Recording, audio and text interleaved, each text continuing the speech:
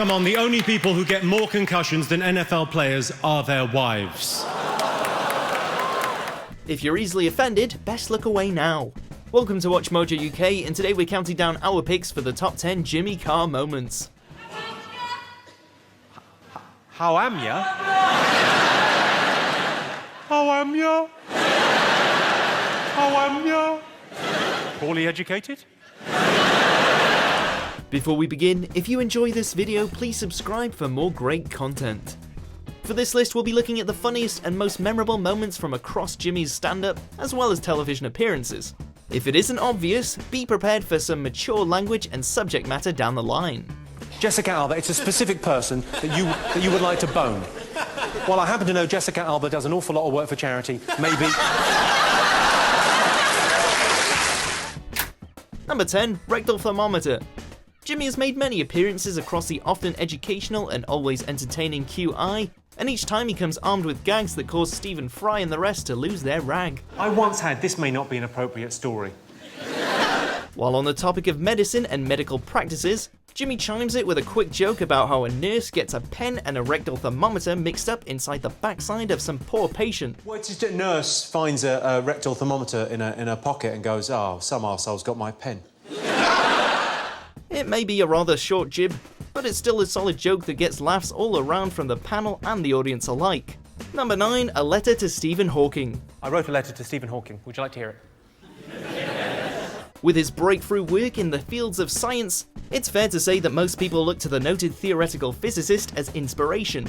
Here, Jimmy writes a letter to Stephen Hawking, explaining how he happened to be an icon to his disabled 9-year-old son. The whole thing was a prank, of course, since Jimmy's disabled son is completely fictional, and that's when the good professor replied. I did contact him, and he'd bought us a balloon ride.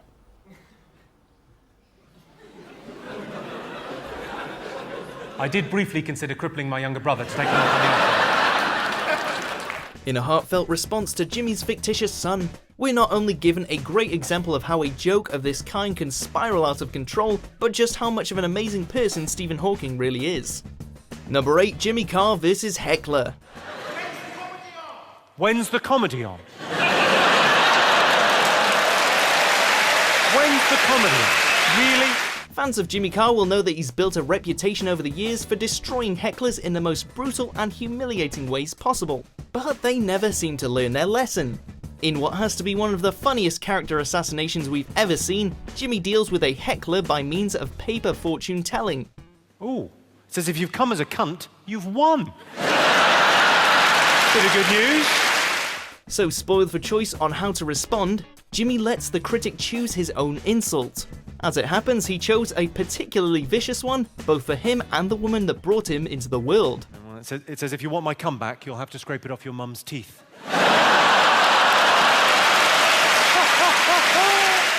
Number 7. Patronising. Don't worry, that's postmodern misogyny. That joke is in fact steeped in irony. So don't you worry your pretty little head about it, love. If there's one thing you can count on when it comes to Jimmy Carr's comedy, he'll always find a way to take old stereotypes and breathe new life into them. He'll offend everyone in the room, but damn if it won't be hilarious. Kicking off his set during Live at the Apollo, Jimmy chooses to focus on women, specifically their apparent obsession with shoes and attitudes towards sex. Even poor Britney Spears gets thrown into the mix. What is she, a size 12? What a state. But if we her, we'd be high-fiving strangers on the night bus. The fact that he also subversely makes fun of men as well just goes to show how multi-layered and outrageous Jimmy's style of comedy is. I've got no problem buying tampons, but apparently they're not a proper present. Number 6. If you had to sleep with a man. Lads, take heed. Next time the conversation over a few pints shifts to the what if line in questioning, make sure you remember Jimmy's wise words. Out of nowhere, your mate goes, if you had to sleep with a man, who'd it be? Well, I wouldn't, so it wouldn't be anyone.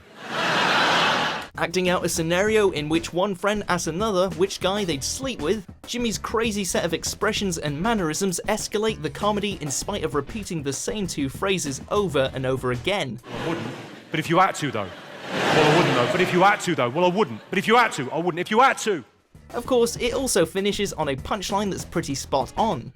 Admit it, we all know that one guy who would ask this. But if you had to, I wouldn't. If you had to. Well, poof. Number 5, Jimmy's amazing anagram.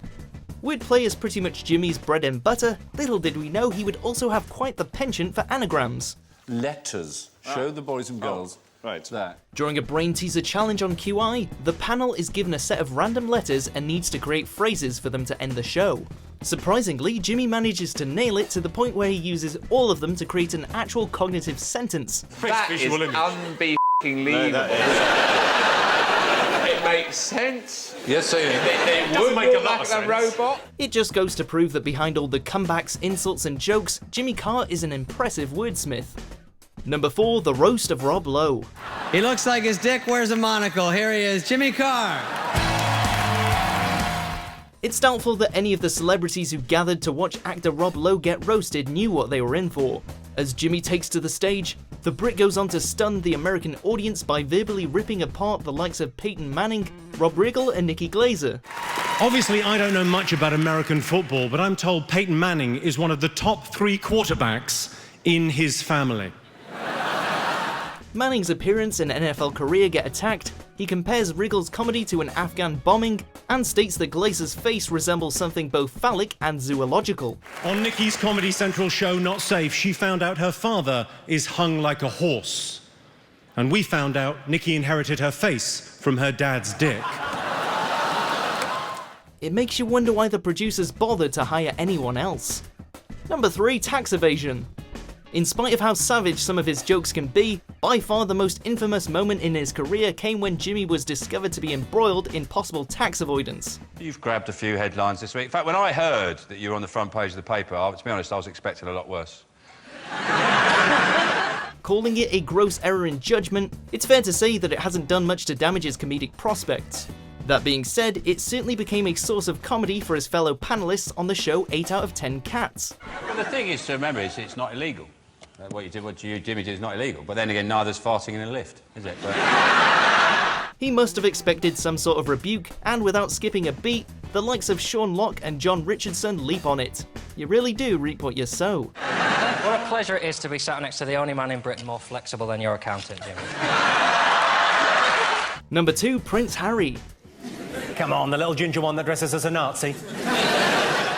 The royals are often an ideal source of comedy given their history. Given his more laddish tendencies over the years, Prince Harry stands out as an easy target, something that Jimmy takes full advantage of. Right off the bat, we get plenty of jokes about him being ginger, his questionable legitimacy, and of course his playboy lifestyle. And the journalist went up to him and said, "Are you Prince Charles's son?" He said no. Given how he also served as a soldier, Jimmy rounds the whole thing off with a poem that reflects how war and strip clubs are more similar than we might like to admit. Young men getting slaughtered, bazookas everywhere, privates standing to attention. Before we reveal our top pick, here's some honourable mentions. The best lubricant for anal sex is not tears.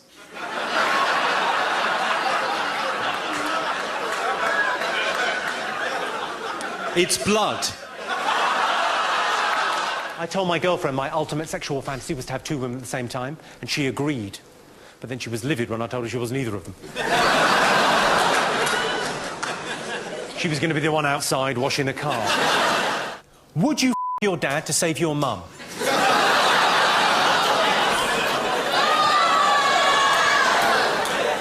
I don't know why you're looking so upset. It's easier for girls. Number 1, the most offensive joke ever. We could start gentle and work our way up and see at what stage, as an audience, you go, "Oh, for f***'s sake." As you might have gathered, Jimmy Carr's style of comedy tends to veer towards what might be considered in poor taste. Taking full advantage of this, he asks his audience to help him gauge what is truly the most offensive joke. From that point on, nothing is off limits. I've got a friend that recently had an abortion. But on the positive side, Slimmer of the Month. We get jokes about Princess Diana's death, 9/11, mentally handicapped children, bestiality, felching, abortion via coat hanger, all tied together with a joke about the Holocaust. They say there's safety in numbers. Yeah? Tell that to 6 million Jews. In other words, this segment is a social justice warrior's worst nightmare, which is why fans love him. Really, London? Really? A round of applause? Do you agree with our picks? Check out these other great clips from WatchMojo UK and subscribe for more great content.